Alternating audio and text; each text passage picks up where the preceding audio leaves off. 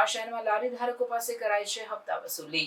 હપ્તા વસૂલીમાં ક્યાંક નગરસેવકોને તેમના ફોલ્ડરિયાઓના નામ પણ આવ્યા છે ચર્ચામાં. વડોદરાના વાઘોડિયા રોડ પર અસામાજિક તત્વોના આતંકથી ત્રસ્ત થઈ નગર પરિવારે પાલિકા અને પોલીસ પાસે ગુહાર લગાવી. લારી મૂકવા બાબતે હપ્તો આપવાની ના પાડતા ડેવિડ કહાર દ્વારા લારી હટાવી દેવાતા નિરાધાર થયેલ પરિવાર પોલીસ અને પાલિકામાં આક્ષેપ સાથે રજૂઆત કરી.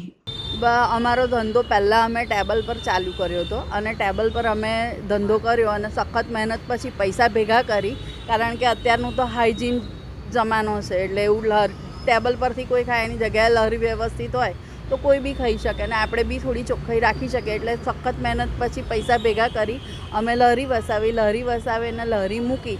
તે સમયથી ડેવિડ કહાર કરીને જે ભાઈ છે એ અમારી પાછળ પડ્યા છે કે આ ધંધો અહીંયા તમે નહીં કરી શકો, આ જગ્યા એમની છે અને એ જગ્યા પર અમારે એમને પૈસા આપવા પડશે. તો અમે ના પાડી કે ના, અમે તમને પૈસા નહીં આપીએ. તો એમણે એવું કીધું કે ગમે તે આખા વાઘોડિયા રોડના અમે ડોન છે અને અહીંયા બધા વાઘોડિયા રોડ પર ડેવિડ કહાર અમે ભાઈ છે એમ કે અમને લોકો પૈસા આપે છે ને તમારે આપવા પડશે. તો અમારા ના કહેવાથી અમારી લહેરી હટાવી દઈ. અમને માનસિક ત્રાસ અને ગમે તે રીતે બહુ જ બધી રીતથી માનસિક ત્રાસ અને મારવાની ધમકી મળી. સાથે સાથે અમને અત્યારે એવું છે કે જે જગ્યા હતી એ ખાલી જ હતી, ત્યાં આગળ કોઈ જ કશું જ નહોતું. અને ત્યારે અમે ચાલુ કર્યા ને બી ટેબલ પર કર્યું ત્યારથી થોડું ઘણું, પણ જ્યારે લહેરી લાવ્યા ત્યાર પછી એવું કહેવામાં આવ્યું કે તમે વાણિયા બુદ્ધિ વાપરી.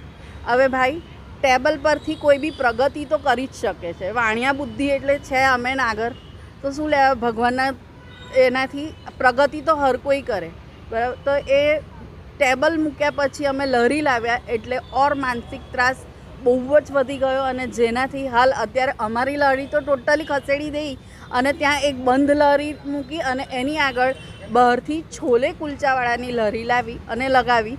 જ્યાં અમારા બાળકનો જન્મ પણ ત્યાં વાઘોડિયા રોડ પર જ છે. અમે વર્ષોથી વાઘોડિયા રોડ પર રહીએ જ છે અને હાલ બહારના કોઈને લાવી અને ત્યાં આગળ ધંધો કરાવડાવવામાં આવે છે. અમે પૈસા નથી આપતા તો અમારી લહેરી હટી ગઈ અને અમને ટોટલી માનસિક ત્રાસ આપવામાં આવે છે. હાલ અમે વડોદરા મ્યુનિસિપલ કોર્પોરેશનમાં દબાણ શાખામાં અને કમિશનર સાહેબશ્રી અને પોલીસ કમિશનર સાહેબશ્રીને આ અરજી આપવા આવ્યા છે. અગાઉ પણ આપણે રજૂઆત કરી છે કે કેમ પોલીસ કે એમાં ઘણી બધી રજૂઆત કરી છે, પણ હાલ એનો પ્રોપર ઉકેલ ન આવતા અમને અત્યારે સપોર્ટ જોઈએ છે. તો આપ સૌની સહાય મળી રહે. શું માંગ છે? અમને અમારી લહેરી અમારી જગ્યાએ પાછી મળે. અમને એનાથી વિશેષ કશું જ નથી જોઈતું, બીજું કંઈ જ વસ્તુ નહીં, પણ અમને અમારી જે જગ્યા જ્યાં ધંધો જમાવ્યો છે એ જગ્યા અમને અમારી પાછી આપો, બસ. એનાથી વધારે અમને કાંઈ નહીં જોઈતું. મારું નામ મુક્તિ શાહ છે, મારો દીકરો છે રુદ્ર શાહ.